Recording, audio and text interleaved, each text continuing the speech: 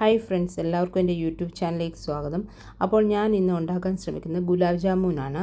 ഈ ഗുലാബ് ജാമുൻ എങ്ങനെ നമുക്ക് ഉണ്ടാക്കാമെന്ന് നോക്കാം. നമ്മൾ സാധാരണ കടകളിൽ നിന്നൊക്കെ ഏറ്റവും കൂടുതൽ വാങ്ങിക്കഴിക്കുന്ന ഒരു സ്വീറ്റാണ് ഈ ഗുലാബ് ജാമുൻ. അപ്പോൾ അതെങ്ങനെ ഈസി ആയിട്ട് ഉണ്ടാക്കാൻ നോക്കാം. ആദ്യം തന്നെ നമുക്ക് ഷുഗർ സിറപ്പ് ഉണ്ടാക്കാം. അപ്പോൾ ഈ ഷുഗർ സിറപ്പിന് നമ്മൾ ഉണ്ടാക്കുന്നതിന് ആദ്യം ഒരു കപ്പ് പഞ്ചസാര ആവശ്യമാണ്. അതുപോലെ തന്നെ ഏലക്കാപ്പൊടി ആവശ്യമാണ്. അപ്പോൾ ഏലക്കാപ്പൊടി ജാറിൻ്റെ അടിച്ചെടുക്കുമ്പോൾ അതിൻ്റെ കുറച്ച് പഞ്ചസാര കൂടി ഇട്ട് അടിച്ചെടുക്കാനായി ശ്രമിക്കുക. അപ്പോൾ ഒരു കാര്യം ഞാൻ പറയട്ടെ, ആരെങ്കിലും എൻ്റെ ഈ ചാനൽ സബ്സ്ക്രൈബ് ചെയ്തിട്ടില്ലെങ്കിൽ പ്ലീസ് സബ്സ്ക്രൈബ് മൈ ചാനൽ. ഇനി നമുക്ക് വേറൊരു സോസ് പാൻ എടുക്കാം. അതിലേക്ക് നമുക്ക് ഒരു കപ്പ് പഞ്ചസാര ഇടാം. ശേഷം നമ്മൾ അടിച്ചു വെച്ച ഏലക്കാപ്പൊടിയൂടെ ചേർക്കാം. ഏലക്കാപ്പൊടി ചേർത്ത് കഴിഞ്ഞാൽ ഒരു കപ്പ് വെള്ളവും ഒഴിച്ചിട്ട് നമുക്ക് ചൂടാക്കാം. ഒരു തിളച്ചൊരു ബ്രൗൺ കളർ ആയി കഴിയുമ്പോഴത്തേ റോസ് വാട്ടർ ഉണ്ടെങ്കിൽ നമുക്ക് റോസ് വാട്ടർ ആഡ് ചെയ്യാം. ഇല്ല എങ്കിൽ കുഴപ്പമില്ല, നമുക്ക് വേറൊരു പാത്രത്തിലേക്ക് അത് വാങ്ങി വെക്കാവുന്നതാണ്. അപ്പോൾ നിങ്ങളെല്ലാവരും ഇങ്ങനെയാണ് ഉണ്ടാക്കുന്നതെന്ന് എല്ലാവരുടെയും കമൻറ്റുകൾ ഞാൻ പ്രതീക്ഷിക്കുന്നു. അപ്പോൾ നമ്മുടെ ഷുഗർ സിറപ്പ് ഇവിടെ റെഡി ആയിട്ടുണ്ട്. അത് ഞാൻ മാറ്റി വെക്കുകയാണ് ഇപ്പോൾ.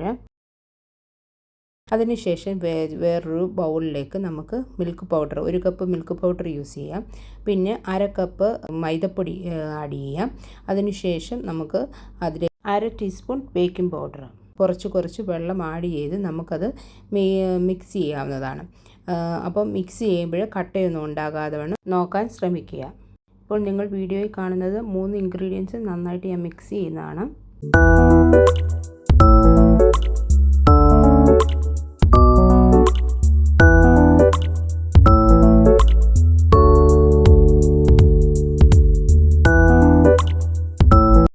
ഇൻഗ്രീഡിയൻസ് മിക്സ് ചെയ്ത് കഴിയുമ്പോൾ നമുക്ക് കുഴയ്ക്കുമ്പോൾ നമുക്ക് പാല് യൂസ് ചെയ്യാം, അല്ലെങ്കിൽ നമുക്ക് വെള്ളം യൂസ് ചെയ്യാം. ഞാനിവിടെ വെള്ളമാണ് എടുത്തിരിക്കുന്നത്. കുറച്ച് വെള്ളം നമുക്ക് ആഡ് ചെയ്യാം.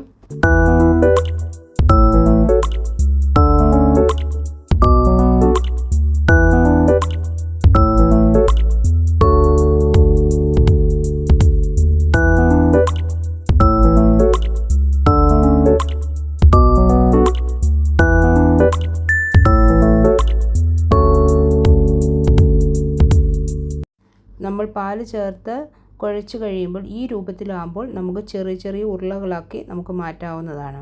ചെറിയ ഉരുളകളാക്കുമ്പോൾ നമ്മൾ ക്രാക്ക് വീഴാതിരിക്കാൻ ശ്രമിക്കണം. അപ്പോൾ അതിലേക്ക് ആഡ് ചെയ്യുന്ന വെള്ളം കറക്റ്റായിട്ട് എടുക്കാൻ ശ്രമിക്കുക. പിന്നെ അടുത്ത ഒരു ചെറിയ ചീൻചട്ടിയിൽ നമുക്ക് എണ്ണയെടുക്കാം. ഞാനിവിടെ ഉപയോഗിക്കുന്നത് സൺഫ്ലവറിൻ്റെ ഓയിലാണ്. ഓരോ ഉരുളകളും അതിലേക്ക് ഇട്ട് കൊടുത്ത് ഈ ഒരു പരുവത്തിലാകുമ്പോഴത്തേന് നമുക്കത് എടുക്കാവുന്നതാണ്.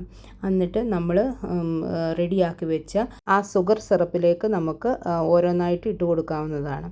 അപ്പോൾ പുതിയ വീഡിയോയുമായി നമ്മൾ കണ്ടുമുട്ടും വരെ bye bye, take care. Please subscribe my channel. Thanks for watching.